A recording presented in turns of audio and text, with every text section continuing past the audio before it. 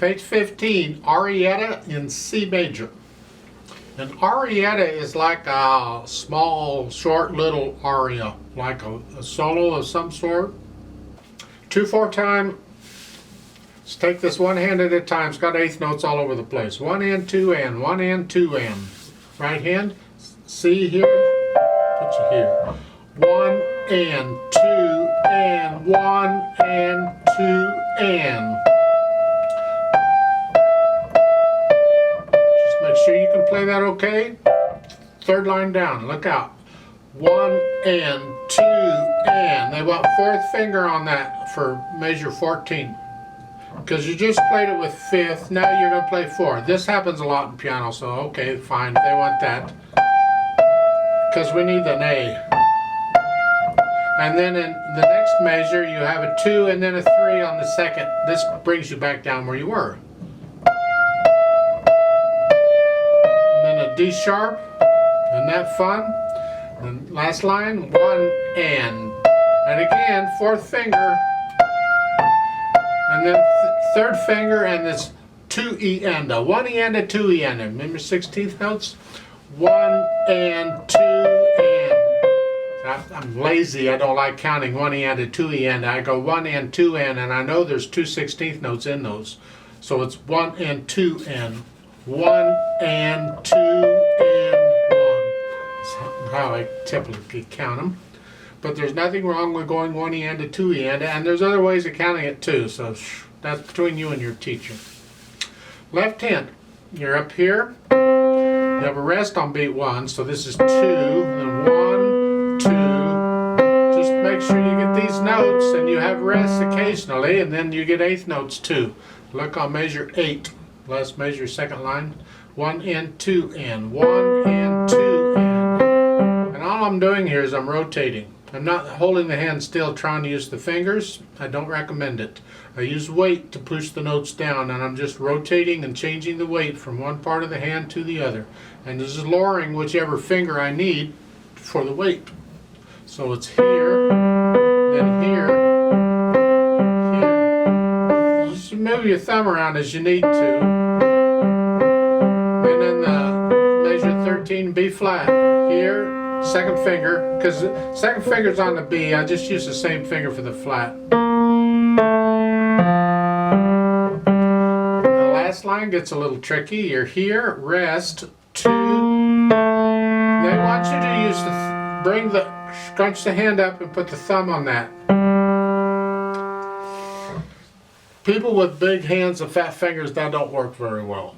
But it's cumbersome too. I mean, there's different ways of fingering things in piano. So many times I'll give you alternates and you can pick what you like.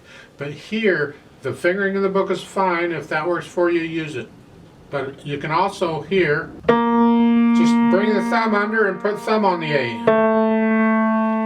You know, if you're relaxed, the thumb can move around as long as you just stay relaxed. And then you can come here, and now it's easier to get the thumb on the G. However you finger it, you need the thumb on that G, because the next note is a G an octave lower, and this puts you in position for that to reach down to that. Here. To the end. This happens a lot in piano too. Put the hands together. At the beginning, 1 and 2 and.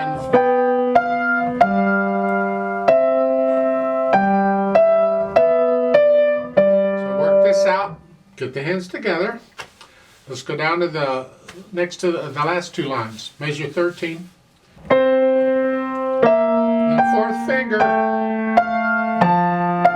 Then third finger. Last line.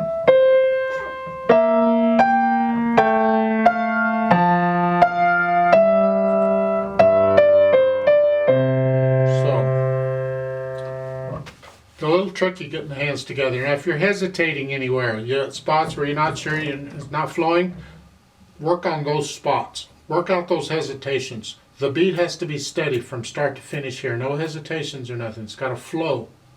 Music flows. Now again, try and be accurate with how long you hold these notes down. Take a look, for instance, at measures 9 and 10. In the right hand, you have a quarter note, quarter rest, so it's down for one count. It comes up on beat 2. 1 and 2 and 1 and 2 and. It helps that you're playing eighth notes in the left hand, because that then it's 1 and 2 right there. On when the left hand plays that note on beat 2, the right hand comes up. 1 and 2 and 1 and 2 and. So be accurate with these rests. They're important. And when you can do that, then you can add these slurs in here. Now the left hand doesn't have much of anything. I suggest to keep it simple. Just play the left hand connected. Play it legato all the way through. But the right hand,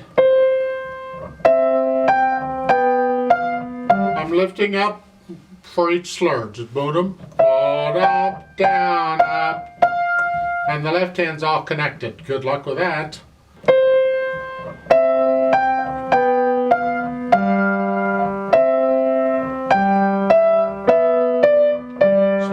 This left hand all connected all the way through, but I'm lifting up in the right hand for the slurs. So you work that out all the way through, and then we can add the dynamics where there's not much of anything given. They give you a P at the beginning, a piano.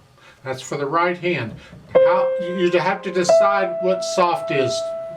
Now whatever that is, the left hand's got to be softer than that. So the left hand's going to be really soft.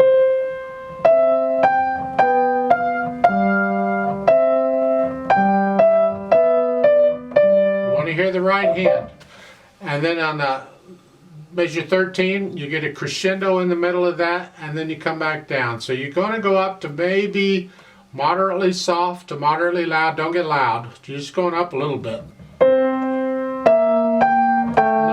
Louder now. Come back down. Then the last line you're loud. That's the right hand. The left hand can get a little louder, but it's got to be softer than the right.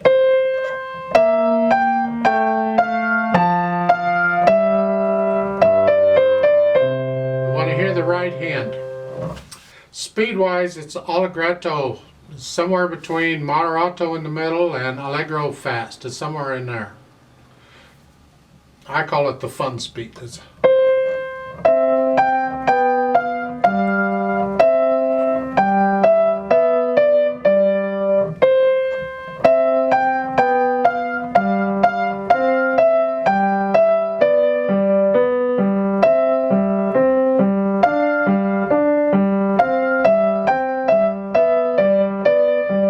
Somewhere in there. It's different speeds at different times for different people, depending on how you feel.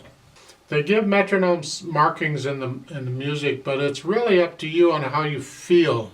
How fast do you feel that allegretto should go for this piece? It's not the beat we're talking about. All the metronome marking is for the beat, but an allegretto is the feel of the piece. It's the whole piece should feel like it's flowing along. It's sort of in between middle and fast somewhere. It's sort of fast. Somewhere in there. And whatever the beat is, that's what the beat is. I don't worry so much about the beat as it's the feel of the piece, the flow of the piece. You got to get past the part where you're just playing notes.